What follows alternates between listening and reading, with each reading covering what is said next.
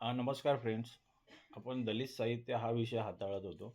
दलित साहित्यातील घटक 2 उपघटक दलित दलित साहित्याची प्रेरणा आणि प्रयोजने हा घटक आज आपण समजून घेणार आहोत. मुंबई विद्यापीठाच्या सेमिस्टर 1 MA मराठीमधील हा विषय दलित साहित्य हा विषय आहे. या विषयातील घटक दुसरा चालू आहे आणि दुसऱ्या घटकातील उपघटक 2 मध्ये मध्येच आज आपण अभ्यास करणार आहोत. दलित साहित्याची प्रेरणा आणि प्रयोजने. घटना रचना कशी याची घटक रचना कशी आहे तर दलित साहित्याची प्रेरणा, उद्दिष्टे, नंतर मग दलित साहित्याची प्रेरणा जाणून घ्यायचे, भगवान गौतम बुद्धांबद्दल माहिती करून घ्यायचे, महात्मा ज्योतिबा फुले, डॉक्टर बाबासाहेब आंबेडकर आणि दलित साहित्याचे प्रयोजन समजून घ्यायचे. पुढे दलित दलित जाणीवेचा उच्चार, वेदना, विद्रोह, नकार या त्रिसूत्रींची मांडणी कशी झाली ते पाहून घ्यायचे. जगाशी समकालीनता पाहून घ्यायचे, पुनर्रचना पाहून घ्यायचे. केवळ मनोरंजन नाही तर वैचारिक परिवर्तन घडवून आणणे याबद्दल समजून घ्यायचे. आत्मोद्धार व अस्मिताचे प्रकटन कसे झाले हे पाहायचं आणि शेवटी समारोप आपल्याला कन्क्लुजनमध्ये हा घटक समजून घ्यायचा आहे. उद्दिष्ट काय ह्या घटकाचं तर दलित साहित्याच्या प्रेरणांची माहिती करून घेणे, भगवान गौतम बुद्ध आणि बौद्ध धर्माची प्रेरणा समजून घेणे, महात्मा ज्योतिराव फुले यांचे सामाजिक आणि वाङ्मयीन विचार कार्य ध्येनात करून घेणे, समजून घेणे, तसेच डॉक्टर बाबासाहेब आंबेडकर यांच्या कार्यकर्तृत्वाचा सखोल परिचय करून घेणे. पुढे दलित साहित्याच्या प्रेरणांबरोबरच निर्मितीबद्दल प्रयोजनांची ओळख करून घेणे. हे सर्व या घटकाचे उद्दिष्ट आहेत. ओके. मग पुढे दलित साहित्याच्या उदय प्रस्तावनेत याची प्रस्तावना कशी आहे घटकाची तर दलित साहित्याचा उदय 1960च्या दशकात महाराष्ट्रात झाला. 1960 नंतरचा काळ स्वातंत्र्योत्तर कालखंड होता. विविध राज्यांचा अस्त होऊन नव्या राज्यांच्या स्थापनेचा काळ होता.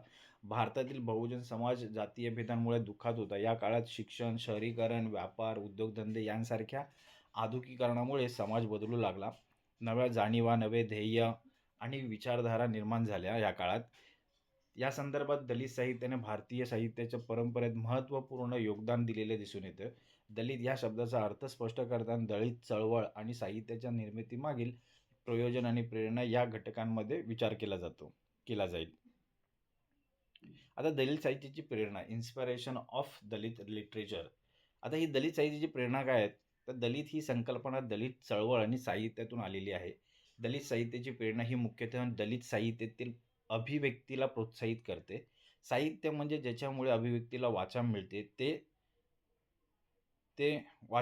ते साहित्य म्हणजे मानवी जीवनाचे अनुभव, वेदना आणि महत्त्वाचे विचार कार्य. दलित जाणीवेमुळे आणि महान मानवांच्या विचार कार्यामुळे दलित साहित्य जन्माला आले. या साहित्याचे प्रमुख प्रेरणास्रोत भगवान गौतम बुद्ध, महात्मा ज्योतिराव फुले आणि डॉक्टर बाबासाहेब आंबेडकर हे महान मानले जातात. पुढे दलित साहित्याचे स्वरूप आणि प्रेरणा. आता ह्या दलित साहित्याचं स्वरूप आणि प्रेरणा कसं आहेत तर दलित साहित्य हे उपेक्षित समाजाने अनुभवलेल्या सुखदुःख, हक्क, अधिकारांपासून वंचित ठेवलेल्या सामाजिक आणि वातावरणीय अवस्थेचे साहित्य आहे. हे साहित्य पांढरपेशा, साहित्यपेशा आशय, विषय, अनुभव यात पूर्णपणे वेगळे आहे. यात शोषणातून होणाऱ्या वेदना, संघर्षातून होणारा विद्रोह, शोषणाविरुद्ध नकार यांसारखे विषय या साहित्यांमध्ये आहेत. गौतम बुद्ध यांच्यानंतर अनेक मानवी हक्कांचे पुरस्कारकर्ते व समाज सुधारक झाले. पण बुद्धांच्या विचारांनी आणि कार्यामुळेच दलित साहित्याला स्वतःची एक प्रेरणा मिळाली. दलित साहित्याच्या निर्मितीमागील प्रेरणा सामूहिक स्तरावरची आहे. यात प्रामुख्याने अंधश्रद्धा, विचारांतून आणि वागण्यातून होणारा शत्रू नष्ट करण्याचा प्रयत्न केला आहे. बाबूराव बागुल यांच्या मते ब्राह्मणवाद आणि सर्व प्रकारच्या शोषणाविरोधात आम्ही युद्ध करत आहोत. दलित साहित्याच्या प्रेरणास्रोत म्हणून भगवान गौतम बुद्ध, महात्मा ज्योतिराव फुले, डॉक्टर बाबासाहेब आंबेडकर यांचे विचार आणि कार्य महत्त्वपूर्ण आहेत. तर दलित साहित्यामागे ह्या सगळ्या प्रेरणांमुळे दलित साहित्य पुढे आलेलं आहे. तथागत गौतम बुद्ध यांचा जन्म 563 इसवी सन पूर्व. निर्वाण कधी झालेला आहे तर 484 इसवी सन पूर्व. दलित चळवळीतील एक महान प्रेरणा म्हणजे तथागत गौतम बुद्ध. बुद्धांचे मूळ नाव सिद्धार्थ होते. ते गणराज्याचे शुद्धोधन व त्यांची पत्नी मायादेवी यांचे सुपुत्र होते. गौतम बुद्ध आणि बौद्ध धम्म. गौतम बुद्धांना जगामध्ये मानवतेचे प्रतीक मानले जाते. त्यांनी बौद्ध धम्माची स्थापना केली, जी पाली भाषेत धम्म या नावाने प्रसिद्ध झाली. पुढे बुद्ध धम्म शरण गच्छामी. बुद्ध धम्म शरण गच्छामी या वचनात धम्म म्हणजे धर्म, विचार, मार्ग. बौद्ध धर्म कर्मकांड, वर्ण आणि वर्गभेदांवर विश्वास ठेवत नाही, असा याचा अर्थ होतो. बौद्ध धर्माचा ईश्वर नाही, तो मानवाच्या सुख-दुःखाचे कारण आणि निवारण शोधतो. बुद्धाच्या धर्माचे पिलर ऑफ धर्माचे आधार कोणते? दुःख, दैन्य आणि दारिद्र्यातून मुक्ती. बुद्धाच्या तत्वज्ञानानुसार प्रज्ञाशील समाधी हे जीवनाची प्रमुख तत्वे आहेत. प्रज्ञा म्हणजे काय? विजडम. मनाच्या संयमाने, समाधीने सत्याची जाणीव होते व स्वतःची जाणीव होते, त्यास प्रज्ञा म्हटलेलं आहे. समाधी, मेडिटेशन. शील व कर्माने व्यक्तीला निरोगी, दीर्घायुषी व कार्यक्षम बनवते, त्याला समाधी म्हटलेलं आहे. शील, मोरॅलिटी, कंडक्ट. चांगल्या आचरणातून लाभ होतो. बुद्धाने तत्कालीन समाजात रूढ असलेल्या जातीभेदांविरुद्ध आवाज उठवला. त्यांनी महाकरुणा म्हणजे सर्वांशी प्रेम आणि मैत्री, सर्व जीवांवर दया या अर्थाने या मूल्यांची स्थापना केली. त्यांनी वैज्ञानिक दृष्टिकोन स्वीकारला आणि चमत्कारांवर आधारित अंधश्रद्धा टाळली. त्यांनी शिक्षणाला महत्त्व दिले, कारण शिक्षणामुळे माणूस शहाणा होतो.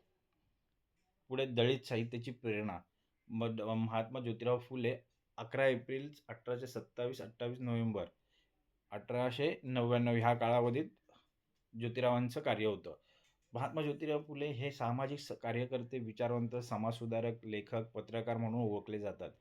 त्यांनी अन्याय, शोषण व जातीय भेदभावांविरुद्ध कार्य केलं. त्यांनी त्यांच्या पत्नी सावित्रीबाई फुले यांनी स्त्री शिक्षणावर जोर दिला. 1851 मध्ये पुण्यातील महार मागांसाठी पहिली शाळा सुरू केली. 1852 मध्ये अस्पृश्य मुलींसाठी पहिली शाळा सुरू केली. त्यांचे शिक्षणाविषयक मत: शिक्षण हे असे असावे जे समाजाला विचार करण्याची सवय लावेल आणि रूढीग्रस्त समाज बदलण्यास मदत करेल. त्यांनी दलित व मागासलेल्या लोकांसाठी शिक्षण आवश्यक मानले. त्यांनी गुलामगिरी, सामाजिक वास्तव मध्ये असलेल्या माणसाला जात, पंथ, वंश, परंपरा यांसारख्या सामाजिक विषमतेतून मुक्त करण्यासाठी कार्य केले. फुले यांचे कार्य: सामाजिक विषमता आणि अस्पृश्यता नष्ट करणे, स्त्री-पुरुष समानता, सर्वांसाठी शिक्षण, अधिकार, स्वातंत्र्याची जाणीव करून देणे, असे फुले यांनी कार्य केलेले दिसून येते. पुढे फुले यांनी गुलामगिरी, धर्म, शिक्षण, न्याय यांसारख्या हक्कांपासून वंचित असलेल्या समाजाला एकत्र आणण्यासाठी काम केलेले दिसून येतं. त्यांनी 1873 मध्ये सत्यशोधक समाजची स्थापना केली. त्यांनी रूढ सनातनी समाजव्यवस्था आणि धर्म परंपरेविरुद्ध लेखन केले. त्यांनी अखंड, गुलामगिरी, शेतकऱ्याचा आसूड, तृतीय रत्न यांसारख्या ग्रंथांमध्ये अन्याय, अत्याचार, विषमतेवर आवाज उठवलेला दिसून येतो. डॉक्टर बाबासाहेब आंबेडकर यांचा जन्म 11 एप्रिल 1891 ते 6 डिसेंबर 1956 पर्यंतचा आहे. त्यांनी डॉक्टर बाबासाहेब आंबेडकर हे दलित साहित्याचे सर्वात मोठे प्रेरणास्रोत आहेत. त्यांच्या विचारांना आणि कार्याला दलित साहित्य सत्य मानून चालते.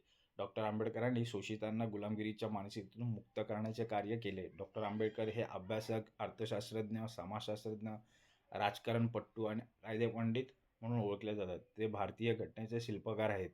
त्यांचे शिक्षण मुंबई विद्यापीठातून BA केलेलं आहे. नंतर मग कोलंबिया विद्यापीठातून MA केलेलं आहे आणि PhD आणि लंडन स्कूल ऑफ इकॉनॉमिक्समधून त्यांनी DSc मिळवलेली आहे.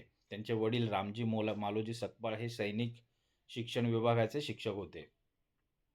डॉक्टर बाबासाहेब आंबेडकरांचे कार्य: आंबेडकरांना लहानपणी जातीय भेदभावाचे आणि अस्पृश्यतेचे वाईट अनुभव आले. त्यांनी जातीय विषमतेविरुद्ध संघर्ष करण्यासाठी आपले जीवन समर्पित केले. ते दलित साहित्याचे आधारस्तंभ मानले जातात.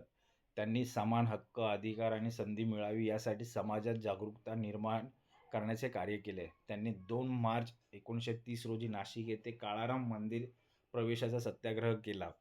त्यांनी बहिष्कृत हितकारणी सभा 1924 मध्ये आणि समता सैनिक दल 1928 मध्ये या संस्था स्थापन केल्या. सामाजिक, शैक्षणिक, आर्थिक आणि राजकीय प्रगतीसाठी त्यांनी दलित समाजाला एकत्रित आणले. त्यांच्या मते हिंदू धर्मग्रंथ म्हणजे एक विचार करण्याची हत्या आहे. त्यांनी अस्पृश्यता आणि जातीय विषमतेचा व्यवहार मान्य न करणारे धर्मतत्व स्वीकारले. त्यांनी कोणते धर्मतत्व स्वीकारले? ते अस्पृश्यता आणि जाती विषमतेचा व्यवहार मान्य न करणारे धर्मतत्व स्वीकारले. 14 ऑक्टोबर 1956 रोजी त्यांनी नागपूर येथे बौद्ध धर्माचा स्वीकार केला. पुढे त्यांनी 20 मार्च 1927 रोजी महाड येथे त्यांनी मनुस्मृतीचे दहन केले, जे धार्मिक वैचारिक गुलामगिरीला नकार देणारे कृत्य होते. दलित समाजाला समानतेचा हक्क मिळवून देण्यासाठी त्यांनी धर्मकारण, जातीव्यवस्था आणि अस्पृश्यता विरुद्ध लढा दिला. त्यांनी अस्पृश्यता नष्ट न झाल्यास धर्मांतर करण्याची नोटीस दिली. त्यांनी हिंदू धर्मातील जातीयवादी चौकाट सोडून दिली. अन्याय आणि शोषण होत नाही याची खात्री झाल्यावर बौद्ध धर्माचा स्वीकार केला. डॉक्टर आंबेडकरांचे वैचारिक परिवर्तन. त्यांनी भांडवलशाही आणि सामंतशाही यांच्या दोषांवर टीका केली. त्यांनी अस्पृश्यते, आर्थिक पाया यासारख्या विषयांवर सखोल लेखन केले. डॉक्टर बाबासाहेब आंबेडकर यांचे शिक्षणविषयक कार्य. दलित समाजाला शिक्षणापासून वंचित ठेवले होते, म्हणून त्यांनी शिक्षण प्रसारावर जोर दिला. त्यांनी मुंबई येथे सिद्धार्थ महाविद्यालय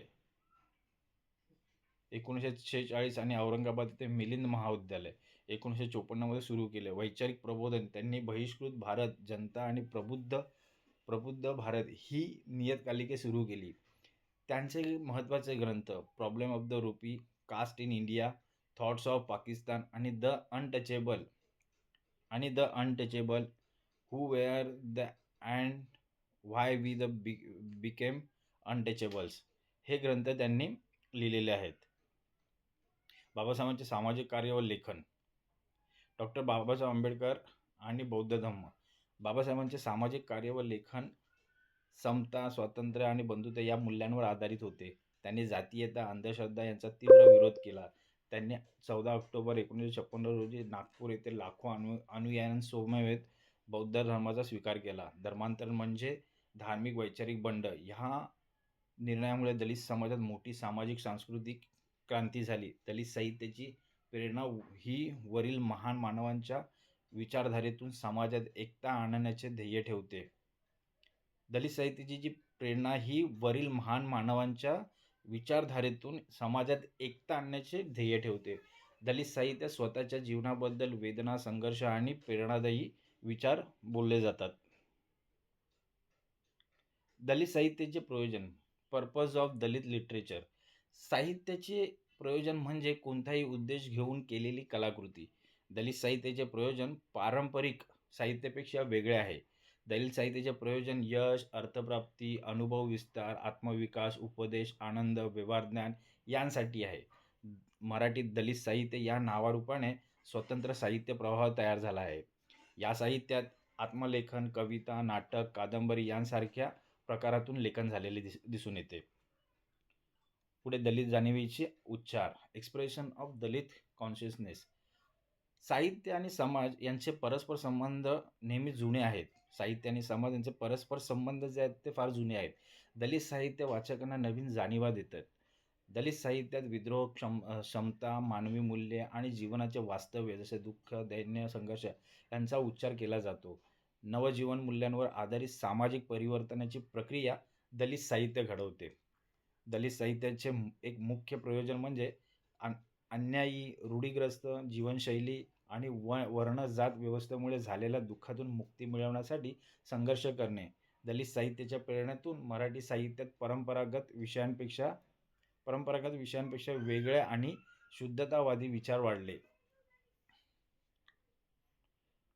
पुढे वेदना, विद्रोह, नकार या त्रिसूत्रीची मांडणी कशी झाली ते पाहूया.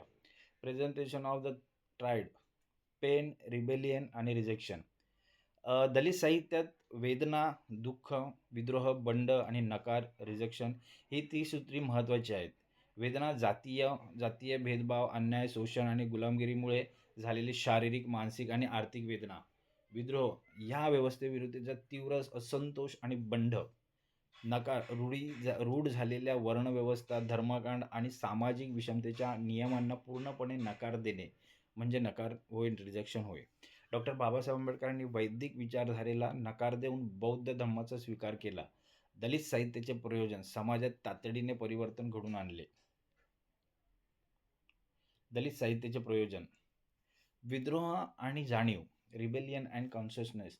दलित साहित्यात विद्रोह ही एक अटळ अवस्था आहे. दलितांना माणूस म्हणून जगण्याचा हक्क, जाणीवांचा उच्चार करणे आवश्यक वाटते. विद्रोह ही एक सकारात्मक कृती असून ती शोषणाविरुद्ध उभी राहते.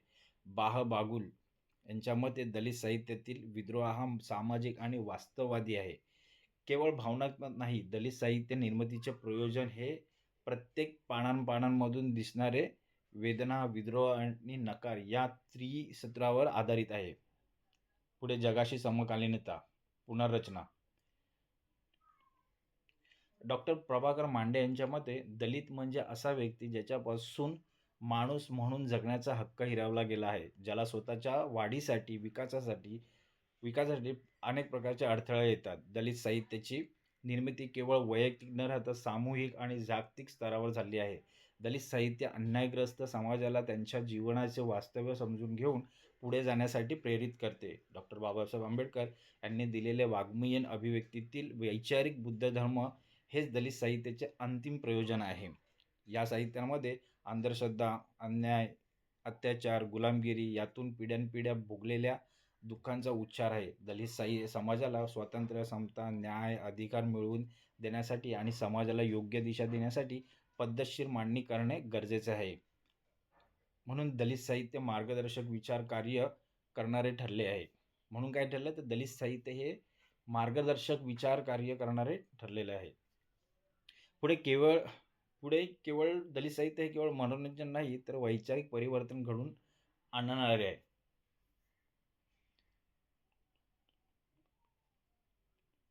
दलित साहित्य कसं आहे? Not just entertainment but bringing about the ideological change. Dalit साहित्याची निर्मिती मनोरंजनपर नसून सामाजिक वास्तवावर आणि हजारो वर्षांपासून चाललेल्या शोषणाच्या जाणीवेवर आधारित आहे. दलित साहित्य क्रांतिकारी, समतावादी, परिवर्तनवादी, मानवी जीवनाचे मूल्य स्थापित करते. अर्जुन डेंगळे यांच्या मते दलित साहित्य क्रांतिकारक जाणीव ही दैहिक साहित्यातील जाणीवेशी जोडलेली आहे. मराठी साहित्याच्या परंपरेत दलित साहित्याने मध्यमवर्गीय समस्या किंवा शोषणावर आधारित सत्याला बाजूला सारून दलित साहित्याला प्राधान्य दिले आहे. दलित साहित्यात शोषण विरोध हे एक शब्दबद्ध प्रतीक आहे. दलित साहित्याचे प्रयोजन ज्ञानाधिष्ठ व विचारप्रवण आहे. या साहित्याने दलित साहित्याच्या जाणीवेचा विकास करून दिला, जेणेकरून शोषित समाजाला सांस्कृतिक वास्तवाची जाणीव झाली. आत्मोद्धार व अस्मितेचे प्रकटन. पुढे काय? आत्मोद्धार आणि अस्मितेचे प्रकटन. सामाजिक व सांस्कृतिक प्रगतीसाठी स्वअस्मितेची जाणीव आवश्यक आहे. दलित लढ्याचा आधार धर्म, वर्ण, जात, लिंग यांसारख्या भेदांवर आधारित शोषणावर आहे. अमेरिकेतील काळा-गोरा भेद, भारतातील जात, धर्म, वर्ग, स्त्री-पुरुष भेद, जपानमधील बुराकुमिन, जर्मनमध्ये ज्यूंचा छळ यातून हक्क अधिकारांसाठी लढा दिला गेला. दलित साहित्याच्या माध्यमातून वर्ग, जाती, लिंग यावर आधारित शोषणातून अस्मितेची जाणीव निर्माण झाली. दलित साहित्य सांस्कृतिक वास्तवाचे भान देते आणि मनुष्य म्हणून झालेले हनन नाकारते. स्वअस्मितेचे प्रकटन हा दलित साहित्याच्या निर्मितीचा एक महत्त्वाचा उद्देश आहे. पुढे सांस्कृतिक क्षेत्रातील रूढ संकल्पना मोडून काढून नवकला व नव अस्मिता, नवा अनुभव निर्माण करण्याचे काम दलित साहित्यातून केले गेले.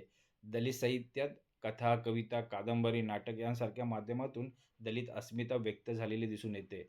दलित म्हणजे मी कोण आहे, काय आहे या प्रश्नांची जाणीव व स्वतःची ओळख प्रस्थापित करून देते. डॉक्टर बाबासाहेब आंबेडकर यांच्या विचारांतून अस्मितेचा उच्चार आणि स्वाभिमानाची जाणीव निर्माण झाली. हाच दलित साहित्याच्या प्रयोजनातील एक महत्त्वाचा भाग आहे. समारोपात आलेलो आपण. तर दलित साहित्य हा मराठी साहित्याच्या परंपरेत एक वेगळा साहित्य प्रवाह ठरला. या साहित्याची प्रेरणा डॉक्टर बाबासाहेब आंबेडकर, महात्मा ज्योतिराव फुले आणि भगवान गौतम बुद्ध यांच्या विचारातून झाली. दलित साहित्याने भारतीय समाजव्यवस्थेला जात, वर्ण, उपेक्षा, अन्याय यावर बोट ठेवले. या साहित्याने शोषित समाजाच्या वेदना, विद्रोह, नकार या संशोधनाला वाणी दिली. दलित साहित्याचे प्रयोजन परंपरागत साहित्याच्या प्रयोजनापेक्षा वेगळे आणि मानवी मूल्यांवर आधारित आहे. आता काही प्रश्न उत्तर आलेत या घटकावर. दलित साहित्य प्रेरणा आणि प्रयोजन या घटकावर प्रश्न उत्तरे स्वरूपात आपण हा घटक आता समजून घेऊया. दलित साहित्याची प्रेरणा म्हणून भगवान गौतम बुद्ध यांच्या धम्माचे तत्वज्ञान कसे उपयुक्त ठरले? सविस्तर स्पष्ट करा. भगवान गौतम बुद्ध हे दलित चळवळ आणि साहित्याची एक महान प्रेरणा आहेत. बौद्धांनी कर्मकांड, वर्ण आणि वर्गभेदावर आधारित ब्राह्मणी धर्माला नकारून मानवी मूल्यांवर आधारित बौद्ध धर्माची स्थापना केली.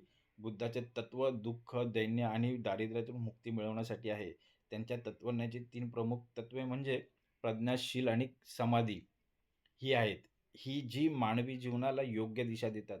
बुद्धाने वैज्ञानिक दृष्टिकोन स्वीकारला आणि प्रेम व करुणा यांवर आधारित महाकरुणा आणि मैत्री या मूल्यांची स्थापना केली. डॉक्टर बाबासाहेब आंबेडकरांनी वैदिक धर्माला नकार देऊन बौद्ध धर्माचा स्वीकार केला. त्यामुळे बुद्धाच्या विचारांनी दलित साहित्याला समानता, न्याय आणि विद्रोहाची वैचारिक बैठक मिळाली. प्रश्न 2. महात्मा ज्योतिबा फुले यांनी केलेल्या सामाजिक आणि शिक्षणविषयक कार्याचा दलित साहित्याच्या प्रेरणा म्हणून सविस्तर आढावा घ्या.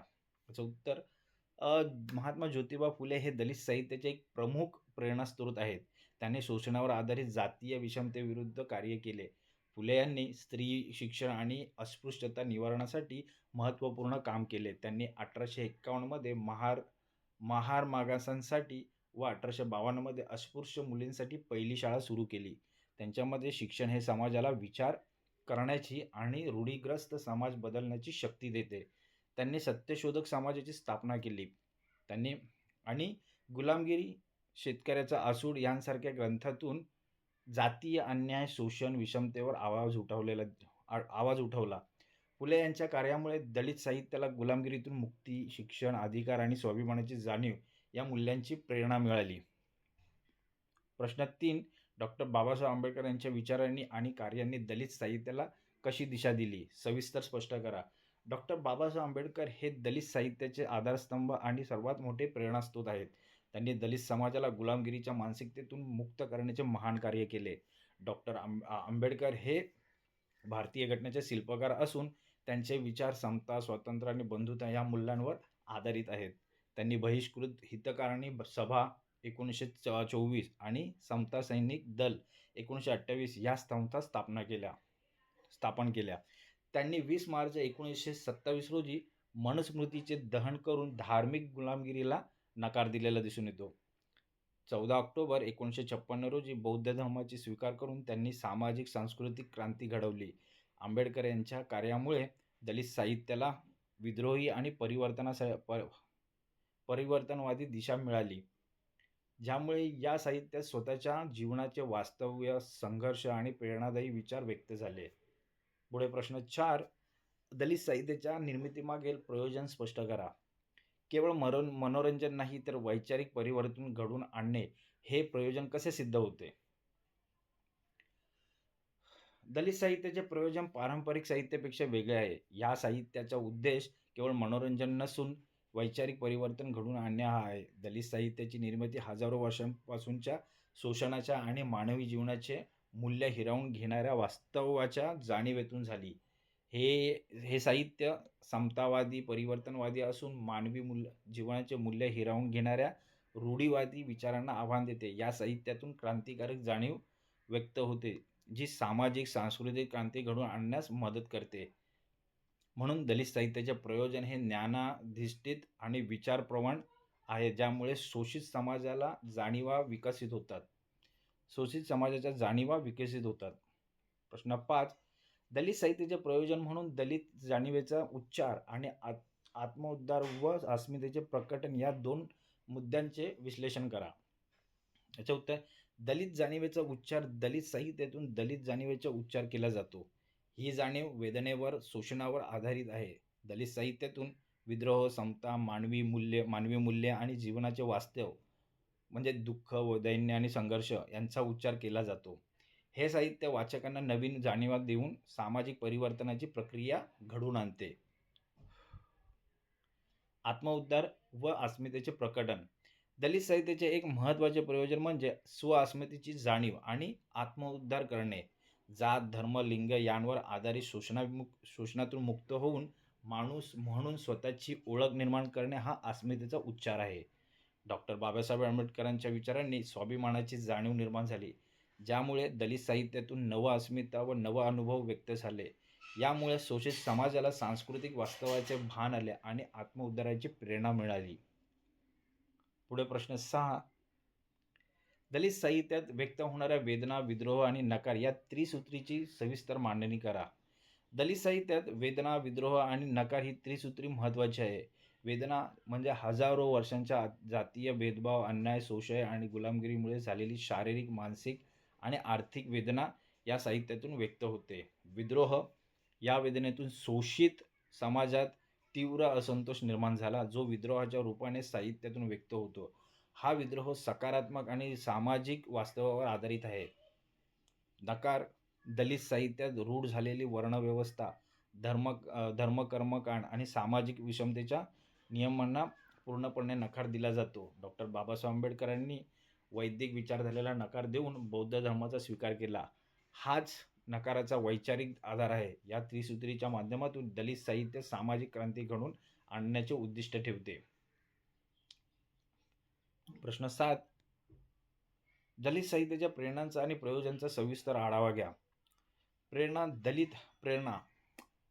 दलित साहित्याच्या निर्मितीची प्रमुख प्रेरणा म्हणजे भगवान गौतम बुद्ध, महात्मा ज्योतिराव फुले, डॉक्टर बाबासाहेब आंबेडकर हे 3 महान व्यक्तिमत्वे आहेत.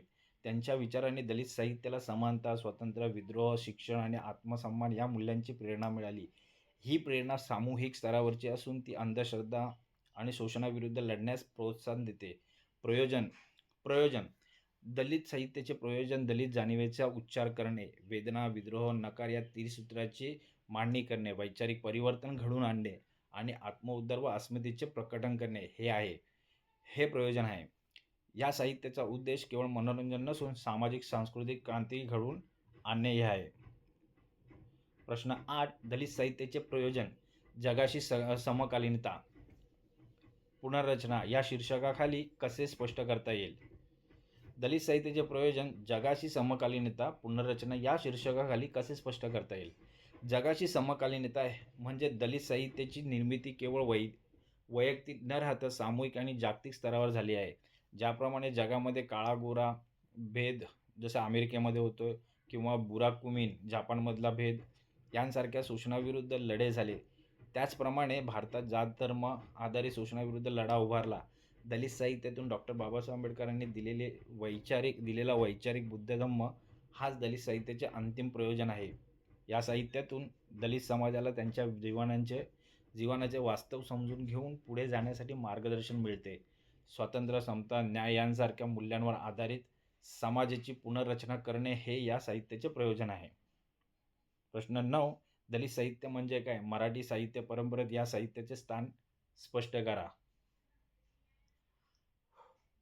दलित ही संकल्पना दलित चळवळ व दलित साहित्यातून आलेली आहे. दलित साहित्य म्हणजे उपेक्षित समाजाने अनुभवलेल्या दुःख, वेदना, हक्क, अधिकारांपासून वंचित ठेवलेल्या सामाजिक आणि वातावरणीय अवस्थेचे साहित्य होय. हे साहित्य पांढरपेशा साहित्यापेक्षा विषय, आशय आणि अनुभवातून वेगळे आहे. या साहित्याची निर्मिती 1960च्या दशकात महाराष्ट्रात झाली. दलित साहित्याने मराठी साहित्याच्या परंपरेत एक वेगळा आणि महत्त्वपूर्ण प्रवाह निर्माण केला. या साहित्याने पारंपरिक साहित्यातील मध्यमवर्गीय समस्या किंवा शोषणावर आधारित साहित्याला बाजूला सारून दलित साहित्याला प्राधान्य दिले. दलित साहित्यातून विद्रोह आणि क्रांतिकारी जाणीव व्यक्त झाल्यामुळे मराठी साहित्य अधिक वास्तववादी आणि सामाजिक दृष्टिकोन असलेले बनले. प्रश्न 10. दलित साहित्याच्या प्रेरणेमागे असलेल्या 3 महान मानवांच्या म्हणजे बुद्ध, फुले आणि आंबेडकर विचारांतील समानता आणि भेद स्पष्ट करा. समानता या तिन्हीही महामानवांनी मानव केंद्रित तत्त्वज्ञान आणि कार्याला महत्त्व दिले. हे जे बुद्ध, फुले, आंबेडकर हे 3 महान मानव आहेत, त्यांनी मानव केंद्रित तत्त्वज्ञान आणि कार्याला महत्त्व दिले. तिघांनीही सामाजिक विषमता, जातीयता आणि अन्याय यांवर आधारित रूढिवादी व्यवस्थेविरुद्ध आवाज उठवला. तिघांनीही ज्ञान आणि शिक्षण यावर जोर दिला, कारण शिक्षणामुळे माणूस शहाणा होतो. तिघांनीही समता आणि बंधुता या मूल्यांना महत्त्व दिले. आता भेद काय आहेत? काळानुसार झालेले फरक. बुद्ध त्यांनी धम्माची म्हणजे धर्मस्थापना करून मानवतेला केंद्रस्थानी ठेवले. त्यांचे तत्त्वज्ञानपर होते. फुले त्यांनी सत्यशोधक समाज स्थापन करून व्यवहारज्ञान आणि शिक्षण यांवर जोर दिला. त्यांचे कार्य सामाजिक सुधारणावर केंद्रित होते. आंबेडकर त्यांनी कायदेशीर, राजकीय आणि सामाजिक स्तरावर काम केले. त्यांनी संविधानाची निर्मिती केली आणि शोषित समाजाला अधिकार मिळवून दिले. त्यांचे कार्य संघर्ष, अधिकार आणि अस्मिता यांवर केंद्रित होते. आता काही टिपा आल्यात त्या पाहूया. भगवान गौतम बुद्ध हे दलित चळवळ आणि साहित्याची एक महान प्रेरणा आहेत. त्यांचे मूळ नाव सिद्धार्थ होते. त्यांनी स्थापन केलेला बौद्ध धर्म हा कर्मकांड, वर्णभेद आणि वर्गभेद नाकारतो. बुद्धांनी मानवतेला केंद्रस्थानी ठेवून प्रज्ञाशील आणि समाधी या मूल्यांचा पुरस्कार केला. डॉक्टर आंबेडकरांनी बौद्ध धर्माचा स्वीकार केल्यामुळे बुद्धाचे समानतावादी विचार दलित साहित्याच्या प्रेरणेचा आधार बनले. टिप 2. महात्मा ज्योतिबा फुले हे सामाजिक कार्यकर्ते, विचारवंत आणि दलित साहित्याचे महत्त्वाचे प्रेरणास्रोत आहेत. त्यांनी अस्पृश्यता निवारण आणि स्त्री शिक्षण यांसाठी महत्त्वाचे कार्य केले. त्यांनी सत्यशोधक समाजाची स्थापना केली आणि गुलामगिरी यांसारख्या ग्रंथातून जातीय शोषणावर आवाज उठवला. फुले यांच्या कार्यातून दलित साहित्याला समानता, अधिकार आणि स्वाभिमानाची जाणीव मिळाली. टिप 3. डॉक्टर बाबासाहेब आंबेडकर हे दलित साहित्याचे सर्वात मोठे प्रेरणास्रोत आणि आधारस्तंभ आहेत. त्यांनी संविधानाची निर्मिती करून शोषित समाजाला कायदेशीर हक्क मिळवून दिले. मनुस्मृतीचे दहन 1927 आणि बौद्ध धर्माचा स्वीकार 1956 यांसारख्या त्यांच्या कार्यातून दलित साहित्याला विद्रोह आणि परिवर्तनाची प्रेरणा मिळाली. त्यांच्या विचारांवर आधारित दलित साहित्य आत्मसन्मान, संघर्ष आणि क्रांतिकारक जाणीव व्यक्त करते. टिप 4. दलित जाणीवेचा उच्चार, दलित साहित्य व दलित जाणीवेचा उच्चार करणारे साहित्य. दलित साहित्य हे दलित जाणीवेचा उच्चार करणारे साहित्य आहे. या साहित्यात विद्रोह, समता, मानवी मूल्य आणि जीवनाचे वास्तव्य जसे की दुःख, संघर्ष यांचा उच्चार केला जातो. ही जाणीव हजारो वर्षांच्या सामाजिक विषमतेतून आणि शोषणातून निर्माण झाली आहे. दलित साहित्य नवजीवन मूल्यांवर आधारित सामाजिक परिवर्तनाची प्रक्रिया घडवते. टिप 5. वेदना, विद्रोह, नकार या त्रिसूत्रीची मांडणी. दलित साहित्याच्या निर्मितीचे एक महत्त्वाचे प्रयोजन म्हणजे वेदना, विद्रोह आणि नकार या त्रिसूत्रीची मांडणी करणे. वेदना म्हणजे जातीय भेदभाव, अन्याय, शोषण यातून निर्माण झालेले दुःख. विद्रोह या व्यवस्थेविरोधीचा तीव्र असंतोष आणि बंड. नकार रूढ झालेल्या वर्णव्यवस्था आणि धार्मिक वैचारिक गुलामगिरीला पूर्णपणे नकार देणे. टिप 6. जगाशी समकालीनता, पुनर्रचना. दलित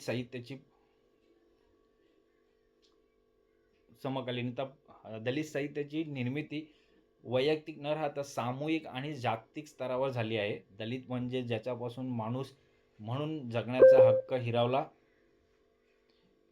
हिरावला गेला आहे. या साहित्याचे प्रयोजन न्याय, समता, स्वातंत्र्य या मूल्यांवर आधारित समाजाची पुनर्रचना करणे आहे. डॉक्टर आंबेडकरांनी दिलेला वैचारिक बुद्ध धर्म हे प्रयोजनाचे अंतिम उद्दिष्ट आहे. केवळ मनोरंजन नाही तर वैचारिक परिवर्तन घडवून आणणे. दलित साहित्याचे प्रयोजन मनोरंजनपर नसून वैचारिक परिवर्तन घडवून आणणे हा आहे. हे साहित्य क्रांतिकारी, समतावादी आणि परिवर्तनवादी असून मानवी जीवनाचे मूल्य स्थापित करते. दलित साहित्यातून क्रांतिकारक जाणीव व्यक्त होते. ती सामाजिक सांस्कृतिक क्रांती घडवून आणण्यास मदत करते. या साहित्याचे स्वरूप ज्ञानाधिष्ठित आणि विचारप्रवण आहे. टिप 8. आत्मउद्धार व अस्मितेचे प्रकटन. दलित साहित्याचे एक महत्त्वाचे प्रयोजन म्हणजे स्व-अस्मितेची जाणीव आणि आत्मउद्धार करणे. जात, धर्म, लिंग यांवर आधारित शोषणातून मुक्त होऊन माणूस म्हणून स्वतःची ओळख निर्माण करणे हा अस्मितेचा उच्चार आहे. डॉक्टर आंबेडकरांच्या विचारातून स्वाभिमानाची जाणीव झाली आणि दलित साहित्यातून नव अस्मिता व्यक्त झाली. टिप 9. दलित साहित्य. मराठी साहित्य प्रवाहातील स्थान. दलित साहित्य 1960 नंतर महाराष्ट्रात उदयास आले. हे साहित्य पारंपरिक मराठी साहित्यापेक्षा आशय, अनुभव आणि विषय यात वेगळे आहेत. या साहित्याने मराठी साहित्यात स्वतंत्र आणि महत्त्वपूर्ण प्रवाह निर्माण केला. या साहित्यामुळे मराठी साहित्य अधिक वास्तववादी आणि क्रांतिकारी विचारांचे बनले. टिप 10. डॉक्टर बाबासाहेब आंबेडकरांचे धर्मांतरण. डॉक्टर आंबेडकरांनी हिंदू धर्मातील जातीयता आणि अस्पृश्यता नाकारून 14 ऑक्टोबर 1956 रोजी नागपूर येथे बौद्ध धर्माचा स्वीकार केला. त्यांनी धर्मांतराला धार्मिक वैचारिक बंड मानले. हे धर्मांतर केवळ धार्मिक घटना नव्हती, तरी एक सामाजिक सांस्कृतिक क्रांती होती. धर्मांतरामुळे दलित साहित्याला विद्रोह, आत्मसन्मान आणि समतेची मोठी प्रेरणा मिळाली. तर पुढे काही लघुत्तरी प्रश्न आलेत, ते समजून घेऊया. दलित साहित्याची प्रेरणा म्हणून गणल्या जाणाऱ्या 3 महान व्यक्तींची नावे कोणती? ह्यात उत्तर आहे, दलित साहित्याची प्रेरणा म्हणून भगवान गौतम बुद्ध, महात्मा ज्योतिराव फुले आणि डॉक्टर बाबासाहेब आंबेडकर या 3 महान मानवांना गणले जाते. प्रश्न 2. दलित साहित्याच्या निर्मितीचा काळ महाराष्ट्रात कधी मानला जातो? दलित साहित्याचा निर्मितीचा काळ महाराष्ट्रात 1960च्या दशकानंतरचा मानला जातो. या काळात समाजात आधुनिकीकरणामुळे नवीन जाणीव विकसित झाली. प्रश्न 3. गौतम बुद्धांच्या धम्माची 3 प्रमुख तत्वे कोणती? भगवान गौतम बुद्धांच्या धम्माची 3 प्रमुख तत्वे म्हणजे प्रज्ञा, शील आणि समाधी ही आहेत, जी मानवी जीवनाला योग्य दिशा देतात. प्रश्न 4. महात्मा ज्योतिबा फुले यांनी अस्पृश्य मुलींसाठी पहिली शाळा कधी सुरू केली? महात्मा ज्योतिबा फुले यांनी अस्पृश्य मुलींसाठी पहिली शाळा इसवी सन 1852 मध्ये पुणे येथे सुरू केली. शिक्षण हे सामाजिक परिवर्तनाचे मुख्य साधन आहे असे त्यांचे मत होते. प्रश्न 5. डॉक्टर बाबासाहेब आंबेडकरांनी मनुस्मृतीचे दहन कधी केले व कुठे केले? बाबासाहेब आंबेडकरांनी 21 मार्च 1927 रोजी महाड येथे मनुस्मृतीचे दहन केले. हे कृत्य धार्मिक वैचारिक गुलामगिरीला नकार देणारे होते. प्रश्न 6. दलित साहित्याच्या प्रयोजनात वेदना, विद्रोह, नकार ही त्रिसूत्री कशावर आधारित आहे? ही त्रिसूत्री जात, वर्ण, लिंग यावर आधारित असून शोषण केलेल्या वेदना आणि व्यवस्थेविरुद्धचा विद्रोह, बंड आणि रूढीनियमांचा नकार यांवर आधारित आहे. प्रश्न 7. डॉक्टर आंबेडकरांनी धर्मांतरण करून कोणता धम्म स्वीकारला? डॉक्टर आंबेडकरांनी धर्मांतरण करून 14 ऑक्टोबर 1956 रोजी नागपूर येथे आपल्या लाखो अनुयायांसह बौद्ध धर्माचा स्वीकार केला. प्रश्न 8. दलित साहित्याचे प्रयोजन केवळ मनोरंजन नाही असे का म्हटले जाते? कारण दलित साहित्याची निर्मिती वैचारिक परिवर्तन घडवून आणण्यासाठी झाली आहे. ते क्रांतिकारी, समतावादी असून मानवी जीवनाचे मूल्य स्थापित करते. प्रश्न 9. डॉक्टर आंबेडकरांनी सुरू केलेली कोणतीही 2 नियतकालिके नमूद करा. डॉक्टर आंबेडकरांनी सुरू केलेली 2 नियतकालिके बहिष्कृत भारत 1927 आणि प्रबुद्ध भारत 1956 ही आहेत. प्रश्न 10. आत्मउद्धार व अस्मितेचे प्रकटन म्हणजे काय? याचा अर्थ आत्मउद्धार आणि अस्मितेचे प्रकटन याचा अर्थ जात, धर्म, लिंग यांवर आधारित शोषणातून मुक्त होऊन माणूस म्हणून स्वतःची ओळख, सेल्फ आयडेंटिटी आणि स्वाभिमानाची जाणीव निर्माण करणे हा आहे.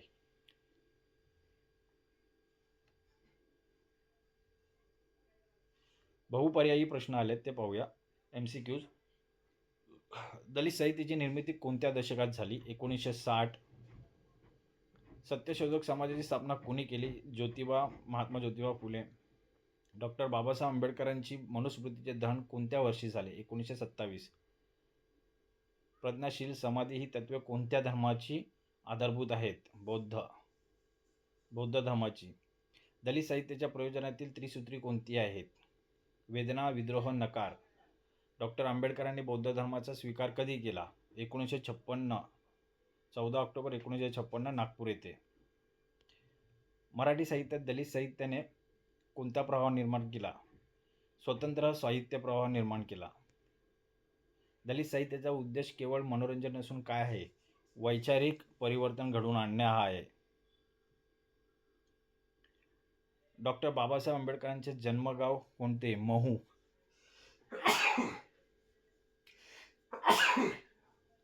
महात्मा ज्योतिराव फुले यांनी गुलामगिरी हा ग्रंथ कधी लिहिला? 1873 मध्ये, सॉरी 1873 मध्ये. मित्रांनो, आज आपण घटक चांगल्या प्रकारे समजून घेतलेला आहे. दलित साहित्यामधील घटक 2, उपघटक आ, दलित साहित्याची प्रेरणा आणि प्रयोजन या घटकाचा आपण सविस्तर माहिती मिळवलेली आहे. हा घटक चांगल्या प्रकारे समजून घेण्यासाठी तुम्ही हा व्हिडिओ वारंवार पहा, म्हणजे हा घटक तुमच्या चांगल्या आकलनात येईल. त्यासाठी तुम्हाला हा व्हिडिओ वारंवार पहा. तर आज आपण इथंच थांबूया. धन्यवाद.